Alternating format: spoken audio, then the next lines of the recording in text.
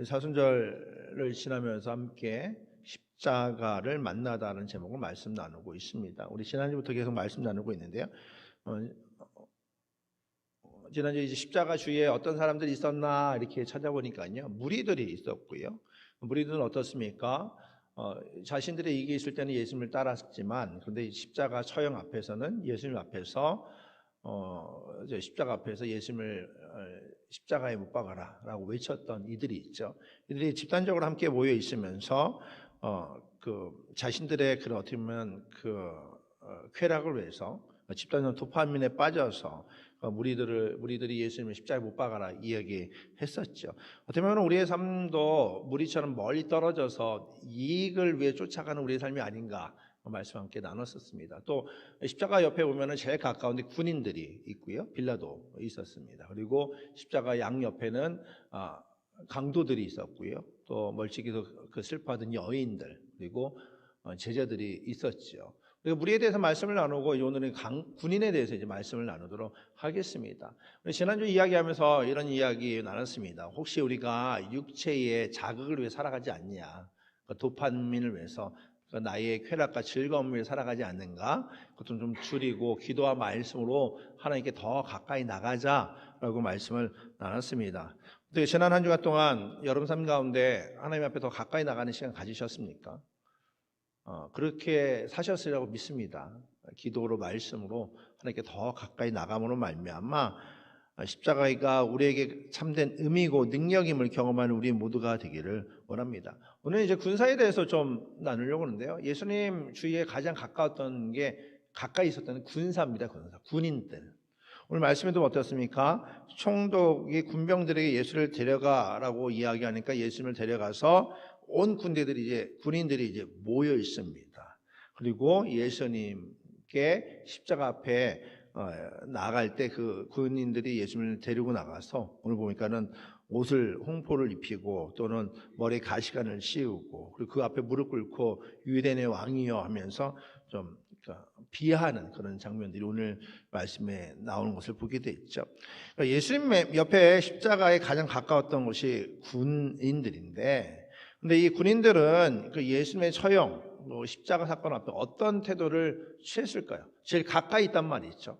어떻게 보면 십자가를 골고다까지 옮기고 우리 십자가의 처형 사건에 바로 옆에 있던 사람들이 군인들입니다. 십자가를 보고 또 예수님을 보고 만나고 직접 경험했단 말이죠.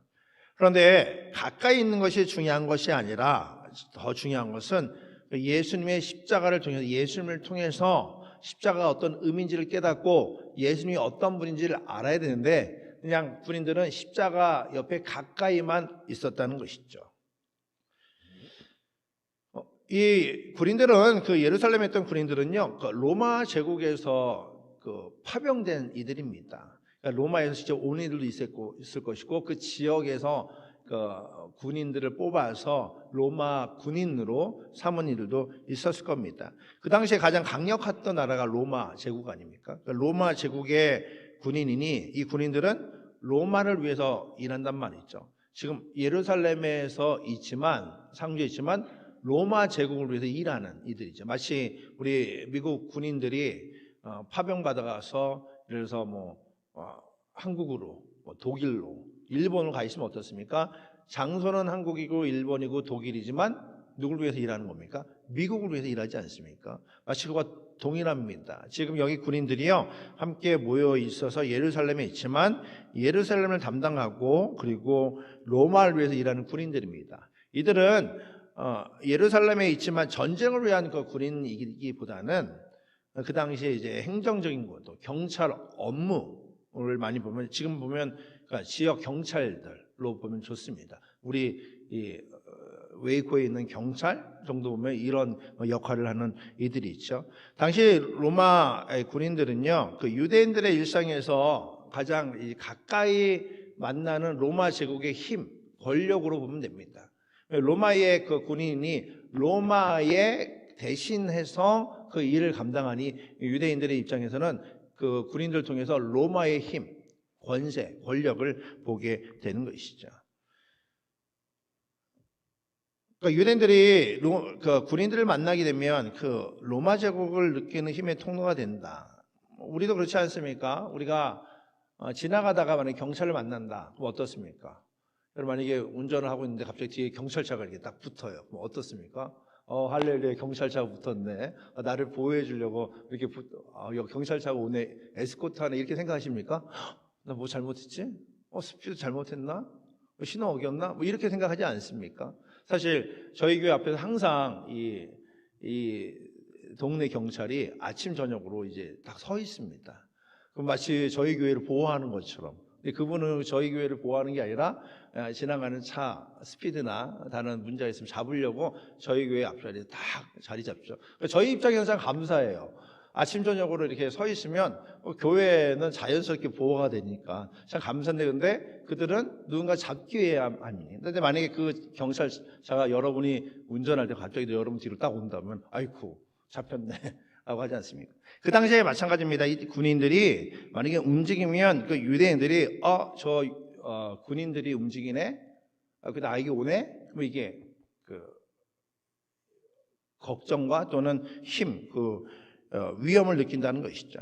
유대인의 입장에서는 로마 제국의 힘을 느끼는 것이 바로 군인들이었고요. 이 군인들이 하는 일이 그 당시 세금 징수하는 것, 보조하는 것. 세리들이 세금을 거둘 때에 세리가 돈 내라고 하면 잘 안 내지 않습니까는 군인들이 옆에 서 있는 거죠. 하면은 권위가 있으니까 세금 내라 하면은 그 권위 앞에서 세금을 내게 되고요. 그리고 죄인들을 호송하거나 공공질서를 유지하고 또는 이제 이 성문을 지킴으로 들어오고 나가는 사람들을 관리하고 이런 일들을 하게 되었죠. 그리고 때로는 중요할 때 민간인들을 노동력에 동원할 수도 있고 또 가축들을 노동력에 동원할 수 있는 그런 그 권위를 가지고 있었답니다. 그러니까 이스라엘 백성들의 산 군인들은 두려움이고 피하고 싶은 대상이었겠죠. 근데 이 군인들의 그 지위를 보면요, 그 당시에 군인들의 지위가 일반 그 유대인들, 농민이나 또 서민 또는 유목민들이 있다면 바로 그 위에 있었고요.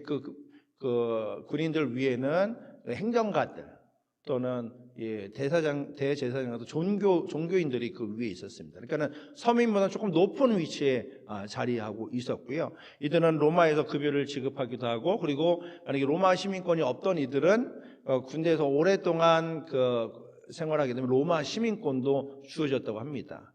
우리 미국도 마찬가지 아닙니까? 미국 군대에 가게 되면 어떻습니까? 시민권을 주지 않습니다. 그러니까 이 안정적인 그 신분을 위해서는 군대를 가기도 하고 또 그걸 통해서 베네핏을 얻기도 하는 거나 동일한 것이죠. 그러다 보니까 이 군인들은요, 로마에 충성할 수밖에 없죠. 그리고 사회적 계층을 상승할 수 있는 유일한 방법 중에 하나가 군인이 되는 것이죠. 서민에서 또는 농민에서 또는 유목민에서 그 계층의 상승을 위해서는 군인이라는 것을 선택하기도 했다는 것이죠. 신약 성경에서도 보면요, 이제 백부장이 나오는데요. 이 백부장들은 100명의 군인을 부하를 거느리고 있는 사람들이 백부장입니다. 백부장들 보면 이제 하인들도 있었고요. 그리고 사도행전에 나오는 고넬료는 어떻습니까? 고넬료는 자신의 집을 오픈해서 사람들을 초대하고 대접할 수 있을 정도의 그런 재력과 영향력을 끼친 것을 보게 되죠. 그러니까 이 군인들이 그 당시 어느 정도 위치인지 잘 알 수 있는 것이죠. 로마의 힘을 실질적으로 가지고 있던 이들이고, 그리고 막강한 힘을 가지고 있는 이기 때문에 사람들은 그들에게 두려움의 대상이 될 수 있었던 것이죠. 그런데 이런 군인들이 이 십자가 처형 앞에 어떤 모습을 했는지 한번 보십시오. 오늘 말씀해 보면 28절에도 보니까는 예수님의 옷을 벗기고 홍포를 입히고 29절에 가시관을 엮고 그 머리에 씌우고 갈대를 그 오른손에 들리고 그 앞에서 무릎을 꿇고 희롱하여 이르되 유대인의 왕이여 평안할지어다. 군들이 모여서 예수님에게 지금 홍포를 입히는 거니까 왕처럼 옷을 입히고요. 관을 씌운 거는 왕같이 관을 씌운 거죠. 근데 가시 면류관을 씌우고, 그리고 이 갈대를 주면서 마치 왕의 상징처럼 들고 있으면 왕처럼 모습을 하고 그 앞에 무릎 꿇고 희롱합니다. 유대인의 왕이에요. 이 사람이라는 게 그렇습니다. 이 권력과 힘이 무섭죠. 이 권력과 힘을 갖고 있으니까 어때요? 그 권력과 힘을 갖고 있음을 말미암아 지금 십자가 처형 가운데 있는 예수님을 뭐 보호하거나 그들을 존경하거나 그를 높이는 것은 전혀 없죠. 무죄임에도 불구하고 이 군인들은 이제 십자가형이 확정됐기 때문에 그에 대해서 쉽게 그냥 형 집행보다는 이제 오락점 여기는 거죠. 그러니까 막 옷도 입히고 왕처럼 관도 씌우고 그 앞에 무릎 꿇으면서 희롱하면서 유대인의 왕이여 이야기하고 있죠. 힘을 가질 때 이 힘을 가진 군인 또는 권력을 소유한 인간의 본성을 오늘 이 군인들을 통해 볼 수가 있죠. 한 영혼이 천하보다 귀함에도 불구하고 군인들은 한 영혼을 귀하게 여기지 않습니다. 우리가 세상 살아갈 때 우리 삶을 되돌아볼 필요가 있는데요.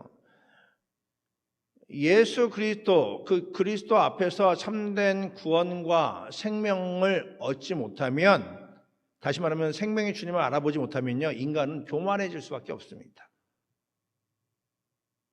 힘을 가진 자들은요, 타인의 고통에 대해서 묻어지게 돼 있고요. 그 힘이 크면 클수록 하나님의 구원 계획보다는 당장 자기를 과시하고 자기를 드러내게 되는 것이죠. 그 힘을 가지게 되면 타인의 고통에 묻어집니다. 그리고 인간의 존엄성을 잊게 됐죠. 저와 여러분의 삶을 살아갈 때 우리가 우리의 삶을 한번 점검해 볼 필요가 있습니다. 우리가 어떤 삶을 살아가고 있느냐. 꼭 내 안에 조그만 힘이 있고 또 자리가 높아짐으로 말미암아 다른 이들의 고통에 무뎌지고 또 인간의 존엄성이 있고 상실하고 살아가고 있지 않은지는 한번 점검해 봐야 되는 것이죠. 성경에서도 우리에게 이 교만함에 대해서 주의하라고 말씀하시지 않습니까? 잠언 16장 18절에도 교만은 패망의 선봉이다. 같이 읽어볼까요? 시작. 교만은 패망의 선봉이요 거만한 마음은 넘어짐의 앞잡이니라. 아멘. 힘을 가진 사람들이 힘을 가짐을 말미암아 이 힘을 움켜잡고 드러내니까 교만해지는 것이죠. 교만은 패망의 선봉이다. 거만한 마음은 넘어짐의 앞잡이다. 우리가 우리의 삶을 좀 되돌아보면서 묵상해 봐야 됩니다. 우리가 예수 그리스도 십자가에 좀 가까이 있습니까?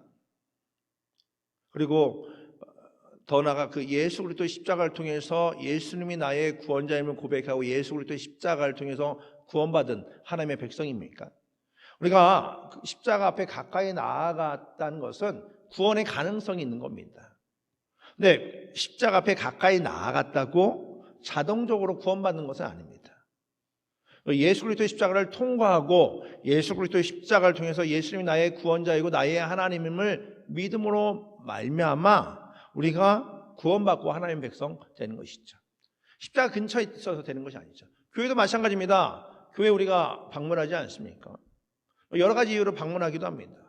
어제도 금요일 날도 우리 청년들이 함께 모여서 오버플로 하면서 바베큐 파티를 했습니다. 40명 넘은 학생들이 왔단 말이죠. 어떻습니까? 교회에 방문해서 정말 그날 밥만 먹고 가는 사람들이 있을 수 있죠. 그럼 어때요? 교회 방문해서 밥만 먹고 가면 십자가 근처, 교회까지는 왔지만 십자가를 통과해서 예수를 나의 구원자, 나의 하나님으로 믿고 고백한 것은 아니죠. 그러니까 십자가 옆에 있다고 다 구원받는 것은 아닙니다. 십자가를 통해서 예수님을 직접 만나고 믿고 고백해야 구원받을 수 있다는 것이죠. 우리는 대신 가능성을 열어내죠. 최대한 많은 시간, 많은 기회를 얻어서 예수를 만날 그 가능성이 있어야 됩니다. 근데 그 가능성조차도 사라지게 되면 구원받을 기회는 없어지게 되는 것이죠. 그러니까 십자가 앞에 가까이 나가야 될 이유가 바로 여기에 있습니다. 갈라디아서 2장 20절 말씀에도 십자가를 통해서 우리가 구원받음에 대해서 사도 바울은 이렇게 고백하고 있지 않습니까? 같이 읽겠습니다. 시작. 내가 그리스도와 함께 십자가에 못 박혔나니 그런즉 이제는 내가 사는 것이 아니요 오직 내 안에 그리스도께서 사신 것이라. 이제 내가 육체 가운데 사는 것은 나를 사랑하사 나를 위하여 자기 자신을 버리신 하나님의 아들을 믿는 믿음 안에서 사는 것이라. 아멘. 내가 그리스도와 함께 십자가에 못 박혔나니 그리스도의 십자가를 통과함으로 말미암아 이제는 내가 사는 것이 아니라 내 안에 그리스도께서 사신 것이라. 이제 내가 육체 가운데 사는 것은 나를 사랑하는 나를 위하여 자기 자신을 버리신 십자가에서 죽으신 예수 그리스도요 하나님의 아들을 믿는 믿음 안에서 사는 것이다. 사도 바울도 동일하게 이야기하지 않습니까? 그리고 세상은 어떻습니까? 세상은요 군복처럼 자기 자신의 신분의 권세, 힘 이것을 입고 성공이라고 이야기합니다. 대부분 이 땅의 사람 성공하기를 원하죠. 성공지향적인 삶을 살아가지 않습니까? 성공을 하기 위해서는 뭐든지 우리는 열심히 살고 또 성공을 위해서 살다 보면 그 성공이라는 그 단어처럼 하나님께 주시는 복을 누리며 살아갈 때도 있습니다. 그런데 성공이라는 작은 것을 얻고 나면 어떻게 됩니까? 이 성공을 통해서 세상의 힘, 세상의 권력, 세상의 것을 소유함으로 말미암아 우리의 손에 세상 것이 쥐어지게 됐죠. 우리의 업적도 우리의 성공도 우리가 잘됨도 하나님의 은혜에 불구하고 우리가 무엇인가 쥐게 되면 그 이후에 하나님의 은혜와 하나님의 일하심을 잊게 된다는 것이죠. 내가 뭔가 쥐었어요. 내가 뭔가 얻었단 말이죠. 그러면 이것이 하나님의 은혜입니다. 하나님 감사하는 통로가 되는데 내 안에 힘이 들어오고 권력이 들어오고 성공이 들어오고 세상에 들어옴으로 말미암아 하나님이 하나님 되심을 잊고 교만해져 살아간다는 것이죠. 그러니까 십자가 앞에 예수님을 비하하는 군인들처럼 내가 무엇인가 쥐므로 말미암아 남을 낮게 여기고 이웃에게 함부로 말하고 함부로 대하는 경우들이 종종 있단 말이죠. 또 우리는 우리의 손에 지금 내가 무엇을 쥐고 있는지 우리는 점검해야 된단 말이죠. 성경에서 이것에 대해서 우리에게 이렇게 경고하고 있지 않습니까? 요한일서 2장 15절 말씀입니다. 한번 같이 읽겠습니다. 시작. 이 세상에서나 세상에 있는 것들을 사랑하지 말라. 누군지 세상을 사랑하면 아버지의 사랑이 그 안에 있지 아니하니. 이 세상에서나 또는 세상에 있는 것들을 사랑하지 말라. 왜 사랑하지 말라고 이야기하고 있습니까? 세상 것을 사랑하게 되면 그 안에 아버지의 사랑이 그 안에 있지 않다. 우리가 영적으로 위험할 때가 있습니다. 내 손에 힘이 쥐어졌을 때. 그럼 어때요? 세상 것을 사랑하기 시작하게 되면 그로 말미암아 하나님 사랑을 잃어버리게 되는 것이죠. 하나님께서 우리를 주관하시고 인도하시고 지금까지 이끌어 주셨음에도 불구하고 내가 뭐 하나 지으면 하나님은 사라지게 되는 것이죠. 내가 이만큼 했다, 내가 이만큼 성공했다라고 나에 대해서 자부심이 들어가는 순간 십자가 앞에 주님을 경배하기보다는 내 힘을 자랑하는 군인들의 모습을 볼 수 있죠. 군인들이 이렇게 예수님을 비하하고 함부로 대하는 건 뭡니까? 내 안에 힘이 있다고 생각하는 거죠. 그러니까 십자가 앞에 있었던 군인들이 이 십자가 사건 앞에 핑계댈 수 없는 이유가 바로 여기에 있습니다. 내가 힘이 있으니까 함부로 대하는 거예요. 예수님이 구원자든 또는 이 땅에 오신 메시아든 왕이든 중요하지 않습니다. 나에게 힘이 있으니까 말이죠. 군인들은 어쩌면은 법대로 그 형 집행을 했다고 자신의 잘못은 없다고 핑계할 수 있겠지만 핑계댈 수 없는 이유가 바로 여기 있습니다. 왜 자신의 힘대로 했기 때문에 말이죠. 자신이 소유한 힘 때문에 진리를 알지 못하는 그런 실수, 방해를 경험하게 됐다는 것이죠. 또 우리도 우리의 삶을 점검해야 됩니다. 왜냐하면 우리가 초심을 잃을 때가 언제 초심을 잃을 때냐. 고난받을 때 초심을 잃어버리지 않습니다. 고난받을 때 첫사랑을 잃어버리지 않는단 말이죠. 내가 오히려 세상의 힘을 소유하고 살만해졌을 때 그때 문제가 생긴다는 것이죠. 성도님들이 이민 왔을 때 처음 학교를 다니고 직장 생활할 때 그때는 별로 문제가 없어요. 열심히 교회 나옵니다. 기도하는 시간 열심히 나오는데 이제 조금씩 집이 넓어집니다. 그러면은 달라스에 사시는 분들도 처음에는요 교회에서 한 10분, 15분 거리에 있던 분들이 그 다음 집을 살 때는 한 30분 떨어진대. 그 다음에 집을 살 때는 1시간 떨어진대. 그러고 나서 이제 얘기하죠. 교회가 너무 멀어졌어요. 본인이 멀어진 곳에 집을 사놓고 나서 교회가 너무 멀어졌어요. 그러면은 매일 나왔던 기도 시간이 일주일에 2-3번, 일주일에 1번, 그다음 한 달에 1번, 가끔씩 나오시. 그러면서 교회가 너무 멀어졌어요. 교회가 너무 멀었어요. 교회 가까이 이사 와도 됨에도 불구하고 교회가 너무 멀어졌어요. 처음 초심, 첫사랑을 잃어버리니까요. 이 첫사랑이 잃어버리니까 세상의 것들을 사랑하게 됐고, 그로 말미암아 하나님과의 관계를 방해하는 것을 보게 됩니다. 또 우리는 우리의 삶을 점검해야 됩니다. 내가 하나님의 은혜보다 나의 업적을 더 자랑하지 않는가? 내가 손에 쥐고 있는 것을 더 자랑하고 있지는 않은가? 또한 우리의 태도도 보면 되겠죠. 이 군인들 어떻습니까? 예수님이 함부로 대하는 것처럼 내가 사람들 대할 때 정말 존중하는가? 그 작은 소자라도 정말 귀하게 여기는가 아니면 무시하는가? 그러니까 여러분의 언어를 한번 점검해 보십시오. 여러분의 가족들에게, 여러분의 자녀들에게, 또는 성도들에게, 또 공동체에서 여러분이 어떤 언어를 사용하고 있는지, 정말 존중의 언어로 높임의 언어를 사용하고 있는지, 아니면 낮음의 언어로 그 함부로 대하고 있는지 스스로 점검해 보시기를 바랍니다. 오늘 이 예수님 피하였던 군인들의 모습은요, 예수님에게 왕처럼 옷을 입히는 것뿐만 아니라 오늘 30절 말씀 보니까요, 그에게 침을 뱉고 갈대를 빼앗아 그의 머리를 치더라. 막대하는 걸 보게 돼 있죠. 이 막대하는 것은 더 나아가 요한복음 19장 말씀에 보면요, 군인들이 예수님의 십자가에 몸을 박습니다. 그리고 그의 옷을 취합니다. 그리고 군인들이 서로 가지려고 해요. 다 잘라서 그만 가지려고 하니까 이 군인들이 그럽니다. 이게 옷이 통짜에 되는 옷이니까 이 나눠 갖지 말고 그냥 제비 뽑아서 한 사람이 갖자. 겉옷과 속옷을 그래서 그 군인들이 가져갑니다. 여러분, 세상에 힘을 갖고 있는 사람이 얼마나 비인격적이고 교만한 삶을 살고 있는지 명확하게 볼 수가 있죠. 지금 형 집행 중인 이의 옷입니다. 근데 그 옷을 가지려고 막 제비 뽑고 있는 겁니다. 누가 가질래? 제비 뽑아보자. 제비 뽑으면 내가 가져간다. 생각해 보십시오. 사람은 한 사람이 생명을 잃어버리면서 죽어가고 있는데도 불구하고 거기서 제비 뽑고 자기네들은 즐기고 있단 말이죠.